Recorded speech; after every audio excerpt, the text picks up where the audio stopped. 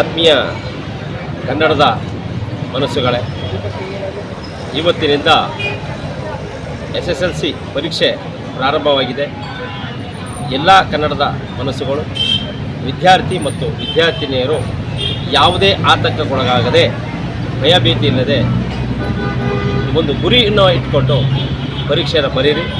ಧೈರ್ಯವಾಗಿ ಪರೀಕ್ಷೆಯನ್ನು ಬರೆದು ಯಶಸ್ವಿಗೊಳಿಸಬೇಕೆಂದು ಈ ಸಂದರ್ಭದಲ್ಲಿ ನಾನು ಹೇಳೋಕ್ಕೆ ಬಯಸ್ತೇನೆ. ಹಾಗೂ ನಿಮಗೆ ಯಾವತ್ತೂ ಎಂದಿಗೂ ನಿಮ್ಮ ಗುರು ಹಿರಿಯರ, ನಿಮ್ಮ ತಂದೆ ತಾಯಿಯರ ಆಶೀರ್ವಾದ ಖಂಡಿತವಾಗಲೂ ಇರ್ತದೆ.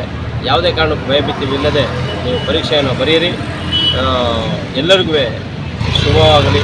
ಈ ಸಂದರ್ಭದಲ್ಲಿ ನಾನು ಎಲ್ಲರಿಗೂ ಭಗವಂತನಲ್ಲಿ ಪ್ರಾರ್ಥಿಸುತ್ತೇನೆ. ನಿಮಗೆ ಆ ಭಗವಂತನ ಶಾಂತಿ ಮತ್ತು ಕರುಣೆ ಸದಾ ಇರಲಿ ಅಂತ ನಾನು ಬಯಸ್ತೇನೆ. ಧನ್ಯವಾದಗಳು.